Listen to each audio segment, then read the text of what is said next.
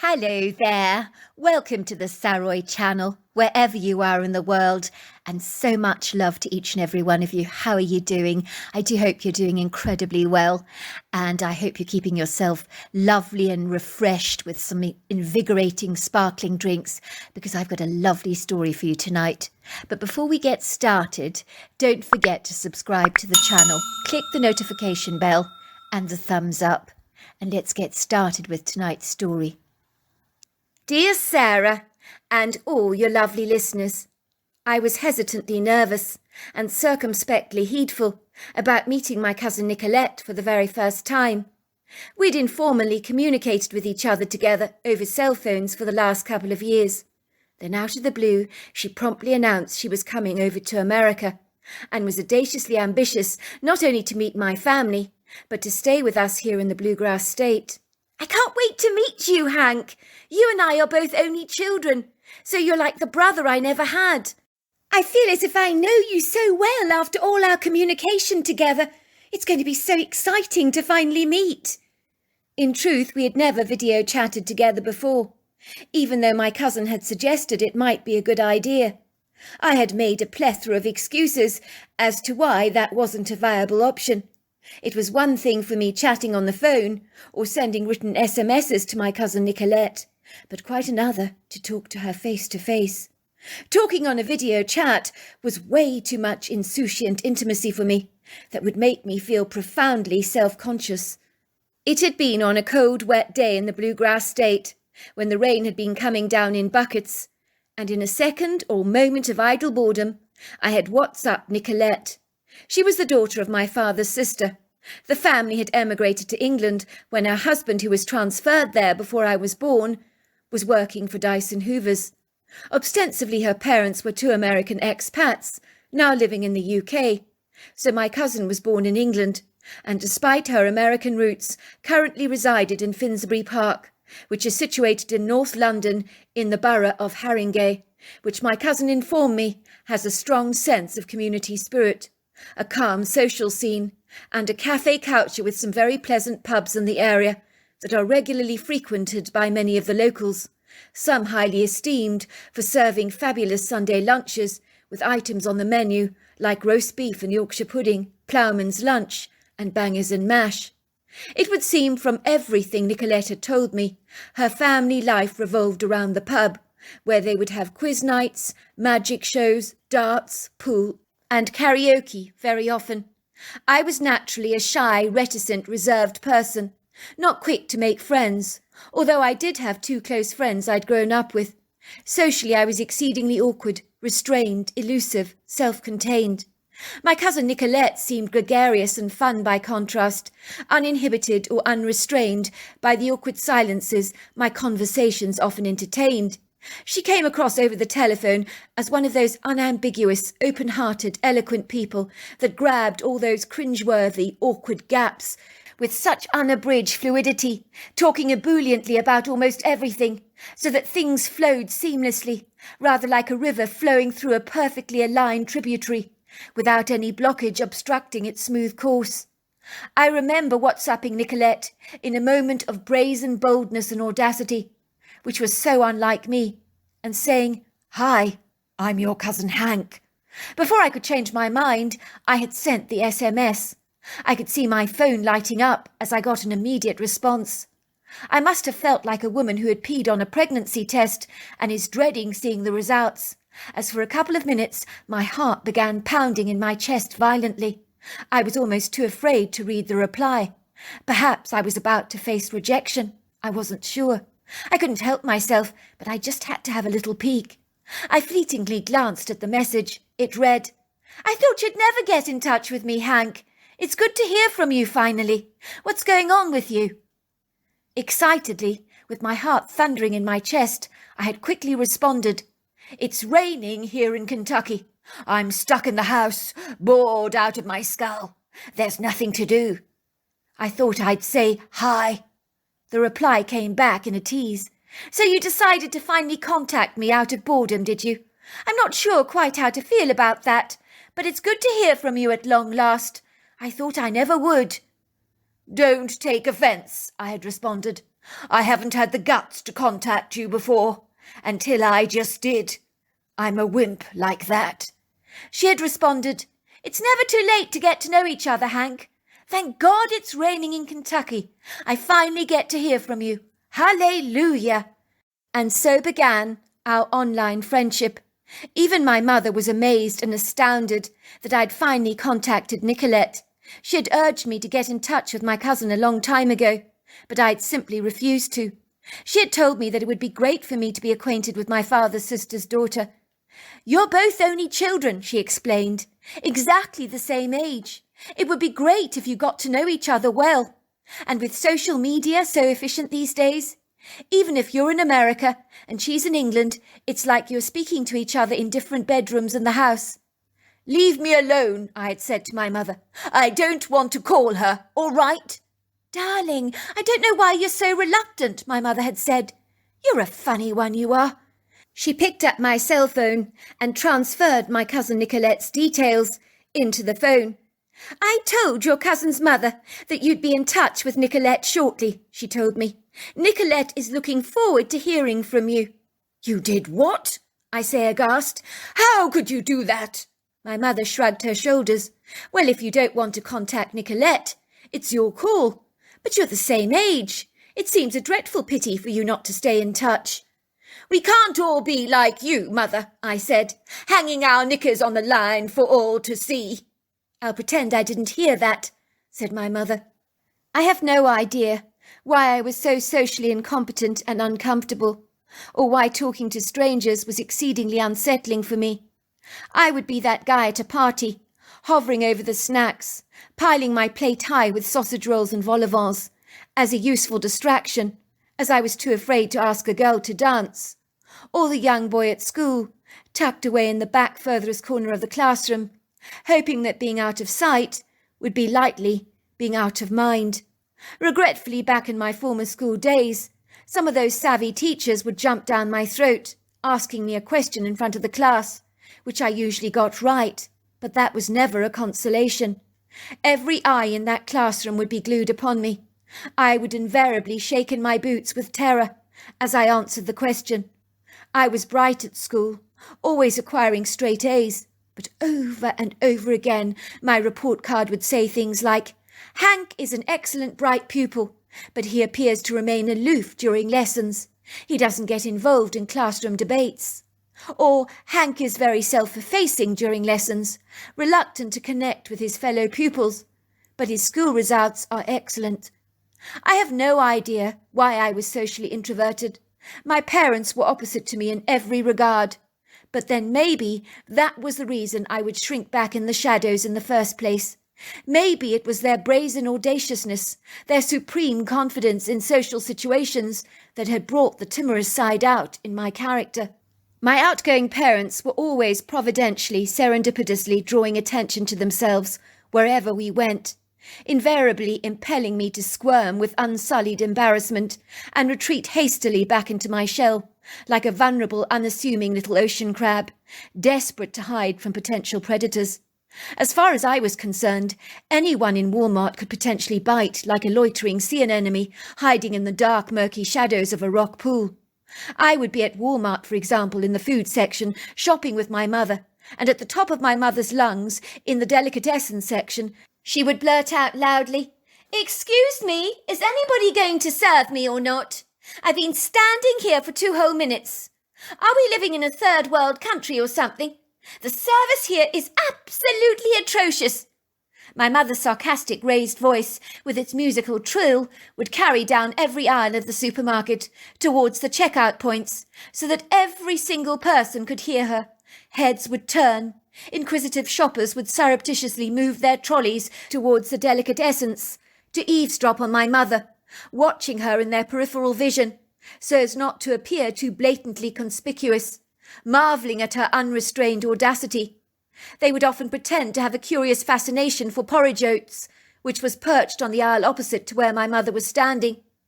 When my mother once told me that her drama teacher at school thought she had such a carrying voice, let's just say she wasn't kidding. My mother's voice could literally wake the living dead, should the need arise. But my mother was not remotely self-conscious about anything. She was like the pink elephant in the room that everyone would notice, not only because she dressed in bright flamboyant colours like a strutting peacock, but she had such an unabashful impertinence. I don't believe she did so wantonly, but she was one of those people who was so loud everybody could hear her. She would stand there at the delicatessens with her hands on her hips, saying at the top of her voice, "Finally! Finally we have someone here to serve me. I think all my Christmases and Thanksgivings have come at once," she would say sarcastically. "Sorry about that, madam," says the young woman wearing a plastic shower cap over her head. "I was just over there, serving another customer." "That's no excuse," pipes my mother. "Everyone knows you don't keep customers waiting.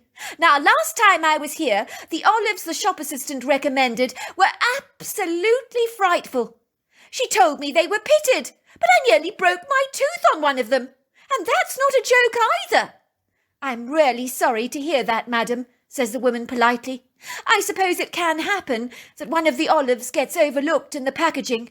At this point, strangers in the supermarket that are pretending to shop are watching my mother's dramatic, effusive outcries and gestures as she oscillates her arms above her head in exasperation. Her bold actions have grabbed even the manager's attention, who promptly scuttles towards my mother with a beleaguered look on his face. "Is everything all right, madam?" "Everything's fine, absolutely fine. Well, it will be if you can recommend some pitted olives that won't actually break my teeth this time." I would be standing there, quite literally wanting the ground to swallow me whole, as the humiliating embarrassment I felt was all-consuming. Everyone would be looking at us, while my mother was making all kinds of outrageous commentary. "I have the perfect olives for you, madam, that I can highly recommend, and I will give them to you free of charge on behalf of the store, given the unfortunate episode you had with one of our unpitted olives, of which I must apologize to you most profusely for the unfortunate oversight on our parts. Now these are Castelvetrano olives, which are hands down the best olives. Even people who don't like olives are not adverse to these. We import them directly from Sicily and Italy.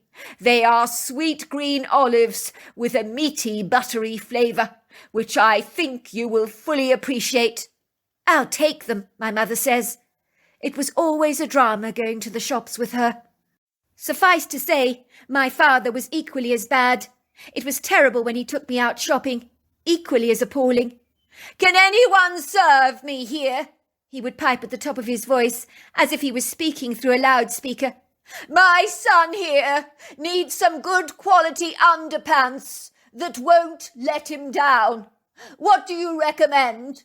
The ones we bought here last time were exceedingly small, the elastic far too tight. They broke off in his trousers. We can't have that happening again." Every shop assistant would turn around in our direction to look directly at me, knowing that I was buying underpants. The self-conscious ignominy I felt was immense. Maybe my parents' shameless, impudent audaciousness in social situations had turned me into a shrinking violet. It would seem that this was more than a little lightly, when you have parents as brass-faced as mine are. "I honestly don't know why my son is so shy," my mother would say to her friends. "I mean, he doesn't inherit it from us, I can assure you of that. Both me and Roger, well, we wear our hearts on our sleeves. What you see with us is what you get. I mean, we've got nothing to hide, and when you've got nothing to hide, you hide nothing. But Hank over here, he's like a little church mouse. I always wonder what's going on in his head." By all accounts, after Nicolette, my cousin, had informed me that she wanted to come to America to stay with our family in the Bluegrass State, I was as nervous as hell. What was I going to say to her? What on earth were we going to do together? I'd have to entertain her, find things to do, show her a good time. But I was desperately shy, timid, nervous, anxious. It was one thing to be more assertive when writing SMSs or speaking on the telephone, but being with her face to face was going to be overwhelming for me. Let's just say I was more than a little apprehensive. "Darling, you must pick your cousin up from the Louisville International Airport," my mother had insisted, which was a 17-minute drive away from our home. "I think it would be so thoughtful and generous if you bought her a huge bouquet of flowers to welcome her to America. This is her first visit here. We must make her feel very special." "But, Mum, I don't buy flowers for a cousin, do I? I mean, she's not my girlfriend, is she?" "Of course you buy flowers for your cousin. I told you. It's a kind gesture, darling. I'm sure she'll appreciate it." So there I was, standing at the airport like a great big lemon, with a huge welcome balloon and a massive bouquet of flowers, courtesy of my mother, waiting for my cousin to come through the glass doors from baggage control. My heart is pounding in my chest violently. I feel butterflies flouncing around my stomach. And then there she is. She recognizes me immediately from my photographs and bounds towards me with a buoyant enthusiasm like an excited, rambunctious puppy dog. She throws her arms around me effusively and almost knocks me down in the process. "Oh my God, it's really you! I'm so excited! I'm in America! I'm in America!" She virtually jumps up and down, as if she's won the lottery. Her accent is so profoundly English, it catches me off guard for a moment. I study her inquisitively through my eyes. She looks different to her photograph in real life, prettier than I'd envisaged. Usually the reverse is true with photographs, I find. My cousin is about 5'5" in height, of a slim build, with long brown silky hair that falls to below her chest like a pair of luxurious mohair curtains, generously framing her pretty long angular face. She also has cute little bangs that glide down the forehead, accentuating her pretty blue eyes. I hand her the flowers. She grabs them with gusto. "Oh, these for me! Oh, you shouldn't have," she says, unable to disguise her delight, as she sniffs them. "You certainly know how to make a girl feel welcome." I take her trolley and maneuver it to my car, offloading her huge green suitcase into the back of my trunk. To my amazement, I realise that I don't feel awkward or uncomfortable in her presence, as her conversation just flows. But unlike my parents, she doesn't speak so loudly that she demands an audience for herself. My cousin is courteous, polite, with a great sense of humour, but she speaks quietly, and I like that. My parents live in Indian Hills, Kentucky, in a large red brick house with huge French windows and a grey slate roof. But as we drive through the countryside, my cousin is audibly gasping. I feel very proud to be American. "Everything," she says, "feels so large here. I can't get over the space you have here in America. When you come to London on your visit to stay with us, you'll be amazed to see how contained everything is. So much smaller. I don't think one can get claustrophobic here in America, but I imagine it's easy to get lost here. Very easy." A week has flown by. My cousin is loving America, and for the first time in my life I feel as if I have a sister. Of course, my mother and father have welcomed her into our home and are astonished by how alike we are. It's true, wherever we go, people think we're brother and sister. I realise, to my astonishment, we do look rather alike. Although I'm 6 foot tall, she's significantly shorter. It's kind of weird seeing yourself in someone else. That's what it must be like to have a sibling, I think, that looks exactly like you do. I take Nicolette to visit Nashville. She always liked Dolly Parton, especially her song about the coat of many colours my mother made for me. That song appears to have rarely moved Nicolette emotionally. She claims whenever she hears it, it brings tears to her eyes. She loves the bakery in Nashville, where they make Dolly's famous cinnamon bread. We eat it warm on the street corner. It's delicious. I also take her to Lexington, and then to see the spectacular view over the top of the National Bridge in Red River Gorge. Then we visit Cumberland Falls, which is transfixingly beautiful. We also visit Kentucky Horse Park, as Nicolette is passionate about horses, so she loves it there. And, of course, some distilleries to taste the famous bourbon, which leaves a marked impression on my cousin. A good one, of course. And what is a visit to Kentucky like, without an eating experience, at one of our famous American diners?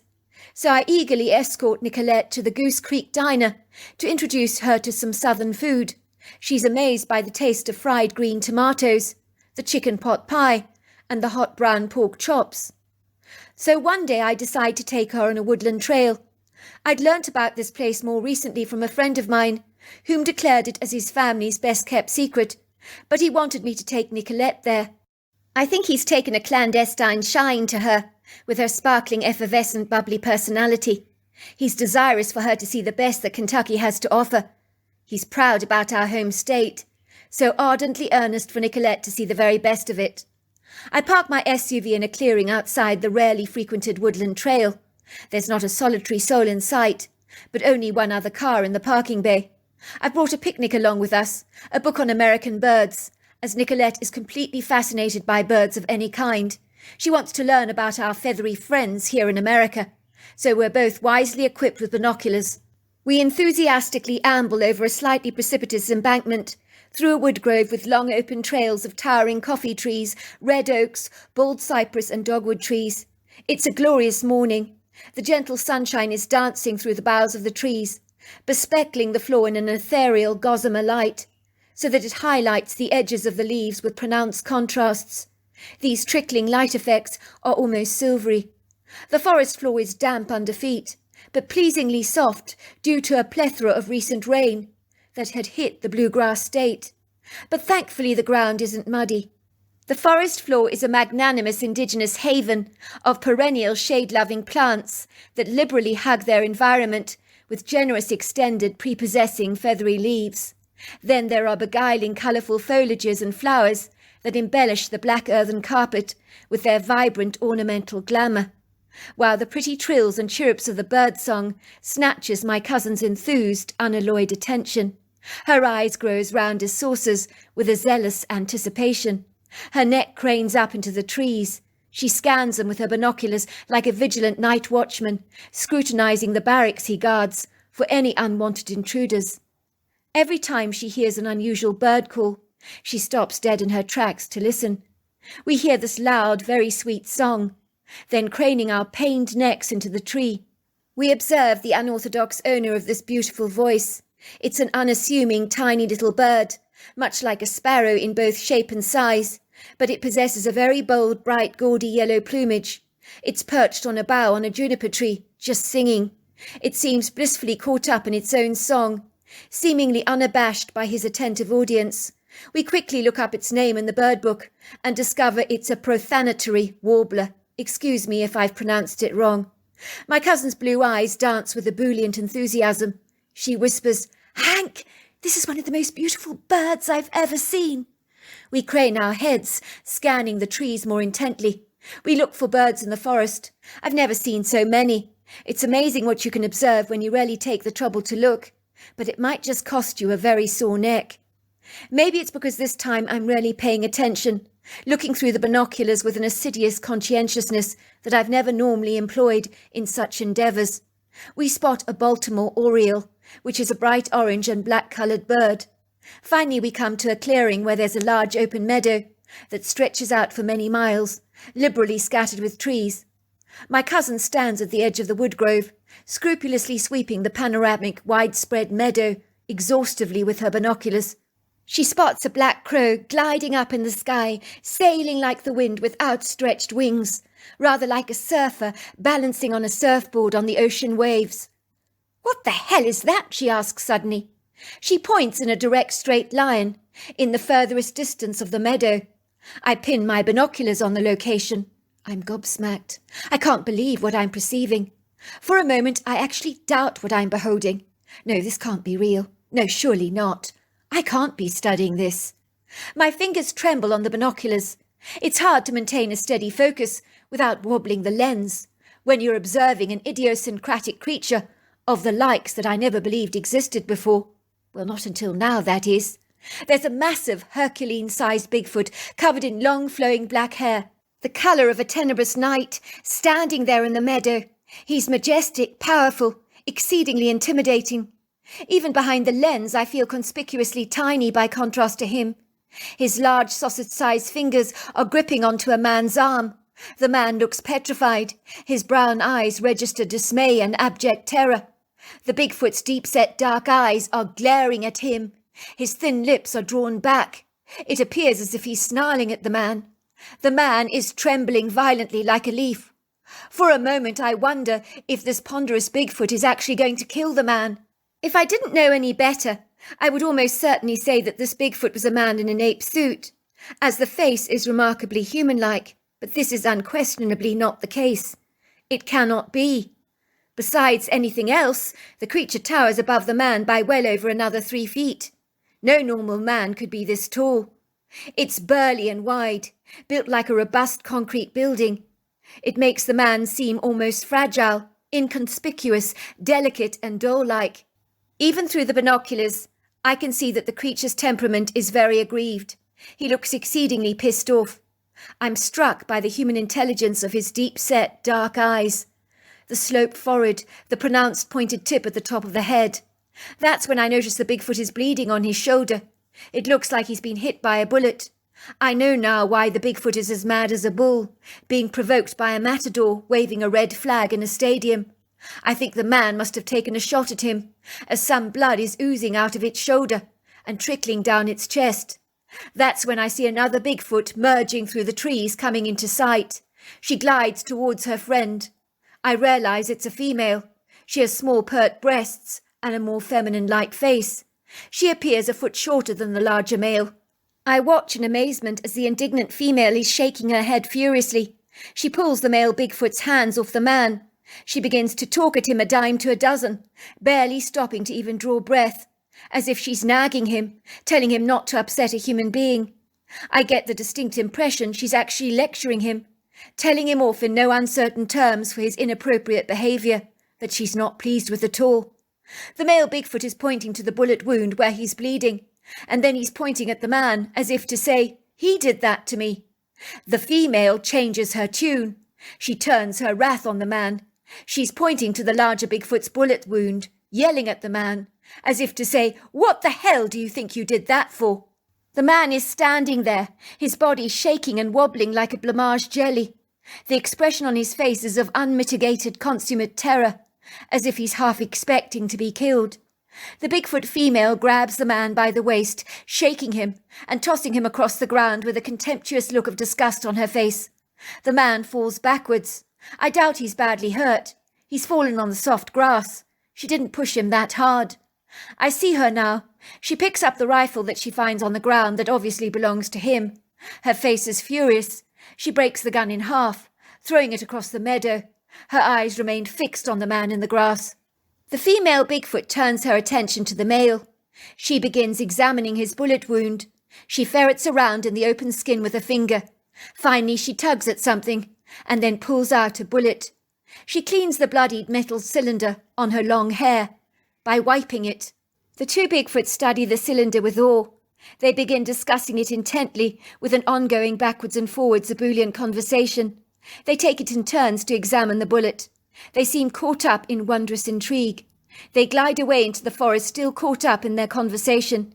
It would seem the man lying in the grass has abandoned their thoughts and is no longer of significance to them.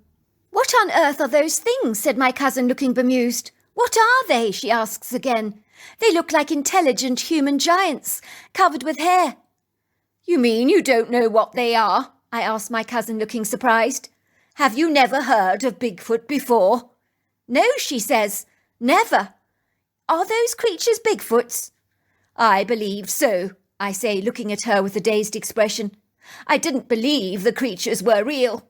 Not until now. Much like a unicorn, I thought they were fictitious." "You mean you didn't believe they actually existed?" "Absolutely not," I say. "You mustn't tell anyone what we've seen today. No one would ever believe us. We would be the laughing stock among many." "But the creatures are real. We saw them for ourselves," she pipes. "I know, but we cannot tell anyone about this, Nicolette. I'm being serious now. I'm not kidding. Before today, if someone had claimed to me that they'd seen a Bigfoot, I would have joined the scoffers. Of course, I won't outwardly offend anyone. I'm far too reserved for that. But inwardly, I would be thinking to myself, they were as loopy as a fruitcake.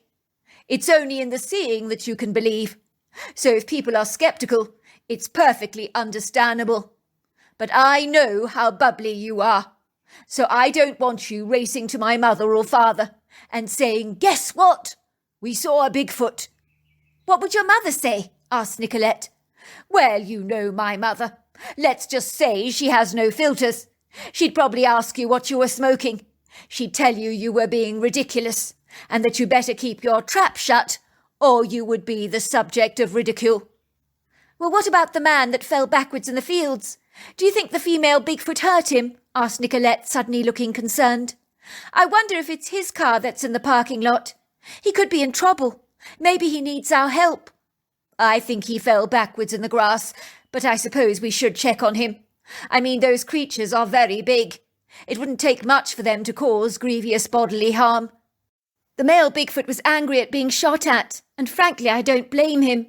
What an idiot, I sigh. I mean, unless the Bigfoot was attacking him in the first place, God only knows why the man would fire a shot at the creature. You saw how Herculean in size he was. I doubt it's easy to kill a creature as large as that. It's like taking a shot at an elephant or rhino. Not easy to take down, I imagine, and possibly with devastating consequences. I mean, judging from what I was seeing in the binoculars, the Bigfoot was incensed with the man, whom I very much doubt he would have even hurt. The female Bigfoot even came to the man's defence, but her face dropped incredulously when she soon realised that the man had taken a pop shot at her partner. I think her protective, nurturing, matriarchal side surfaced. She was outraged with the man.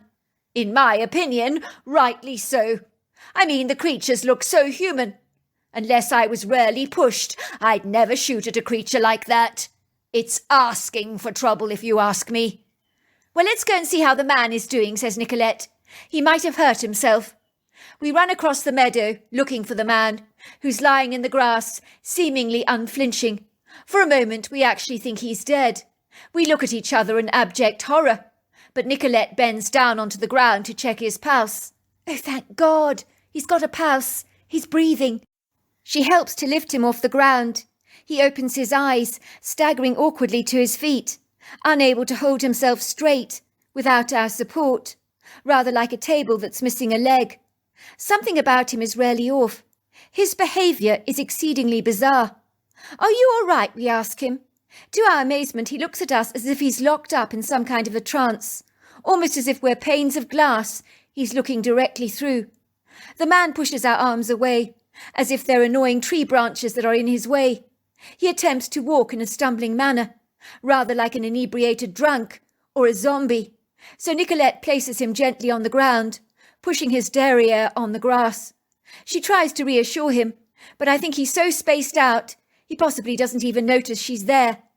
But luckily he remains seated.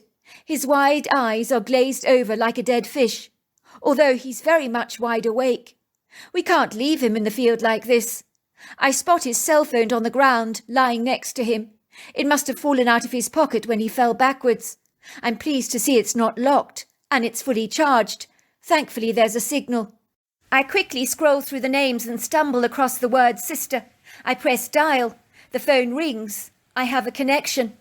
Hi, Robin, comes a female voice at the other end of the phone. What's up? Everything all right? Hello, this isn't Robin speaking, I'm afraid. I've got your brother's cell phone here, I believe. He's here with us in this meadow. We found him lying on the ground, but he got up and seems fine. He appears locked up in some kind of a trance, so I think it would be best if you came to get him. Something about him is not quite right. Oh my God! Do you think he needs an ambulance? No, I don't. He may have had a shock of some kind, but he seems fine. It's just he's rather befuddled and confused. It's as if he's hypnotised. It's the only way I can explain his condition. But I'm sure he's going to come out of it. Where are you? Says the girl. I give the girl the coordinates of our location, and me and Nicolette sit down on the grass, waiting for her to arrive. We watch this man who appears to be totally oblivious to our presence, but fortunately he isn't giving us any grief, and remains seated, so lost in a world of his own, that he possibly hasn't even observed us at all. I can't be sure about that. Thankfully, half an hour later, we see a young woman darting through the grass, running towards us. Thanks so much for calling. My name's Heidi. Robin, she says, running over to the young man. She looks at her brother with a nonplussed expression on her face. What the hell is wrong with him? She says, staring at her brother in astonishment. What's wrong with his eyes? Why do they look so dead? As if he's not even present in his own body. He's so weird looking, she says, staring at her brother in astonishment. She starts shaking him hard, slapping his face with her hands, but he remains unresponsive. You don't have anything cold in your backpack, she asks me. As a matter of fact, I do. I open my bag and pull out a bottle of ice-cold water that I placed in the freezer. It appears to have defrosted, but it's exceedingly cold. Heidi opens the bottle, throwing it in her brother's face. He suddenly seems to come out of his hypnotized state. What the hell, sis? What did you do that for? I was trying to wake you up, Robin. You seem to be locked in some kind of bizarre trance. Do you remember what happened? Where am I? Says her brother, looking around him aimlessly. What am I doing here in a meadow? Who are you? He says, looking at me incredulously, and then at Nicolette. Do I know these people? He asks his sister. No, you don't, Robin. They were the ones that found you lying here in the field. They're the ones that came to your rescue. Now what are you doing here? But where am I? Her brother repeats. Don't you remember anything, Robin? You told Mum and Dad you were going for a hike. You took your rifle with you and your backpack. You must have come here. She looks for his backpack and rifle. Where are they? She asks, looking around the field aimlessly. The rifle's over there, I say, pointing to a metal object lying in the grass. I'm afraid it's broken in half, but I don't know where his backpack is. It doesn't appear to be here. Bloody hell! How did that happen? She says, gathering the broken rifle up in her hands. Look at this thing. It's like something has broken it in half. How can a weapon break like this? God only knows, I say. I'm not going to tell her about the Bigfoot. Now listen here, Robin. I'd like you to think, Heidi urges her brother. Can you remember why you ended up lying in this meadow with your rifle broken in half, your car parked in the parking bay? Surely you remember something. Don't you remember saying you were going on this hike in the first place? Robin stares blankly into space. I don't remember anything, sis. I don't even remember saying I was going on a hike. No, I don't even remember driving here. I don't remember a thing. He looks bemused, staring blankly at us, desperate for someone to fill in the blanks for him, hoping that someone might have answers, even though me and Nicolette know exactly what happened to him. I think it's a jolly good thing he has no recollection of the Bigfoot he chose to shoot at, or the angry critter's response, as the horror might just keep him awake at night, giving him nightmares, so neither of us are eager to enlighten him about what happened, and plead ignorance. We can only hope he won't regain his memory. Maybe he was so frightened by what happened to him that to protect his mind, he cordoned off that memory, abandoning it to the shredding machine of his mind, so that it could never be remembered again. Or could it be that the Bigfoot put him in some kind of a trance, obliterating his memory from him? To cut a long story short, I kept in touch with Robin's sister after this event, to find out if her brother ever recovered his memory. To this day, he has no comprehension of what transpired. We're not about to disclose to him about what happened during his missing time. To this day, my cousin Nicolette and I remain the very best of friends. We're more like brother and sister, really. We've never shared our Bigfoot encounter with anyone. We're not keen on being judged or ridiculed. We know what we saw that day. So my sceptical doubts were abandoned on the wind like a dandelion seed. I now know that Bigfoot does exist. My impression from observing these Bigfoots is they had outer-worldly abilities. Interestingly enough, I met a man recently. He's an archaeologist. He studies rare artifacts. He told me that the Neanderthal race of humans lived on this earth for thousands of years, alongside hairless human beings. They sometimes interbred together. He describes the Neanderthals as exceedingly large, benevolent humanoid creatures covered in hair, with telepathic abilities that lived in peace with other creatures and were non-violent. He was telling me that a lot of this evidence is buried by mainstream media. They do not want him to discuss these findings. I wonder if Bigfoot has any connection with these Neanderthals. Nicolette and I often discuss the Bigfoots we encountered. The ones we saw seemed so benevolent. They rarely did. If they had wanted to kill Robin, they could have done so in a heartbeat, but they didn't. I did go to England to stay with my cousin. I had a wonderful time there. But when I returned to America, I realized 3 things. America is great, boy, it's large, and yes, you can so easily get lost here. So there you are. That's my story. Wow, what an incredible story. Until next time, goodbye and good night.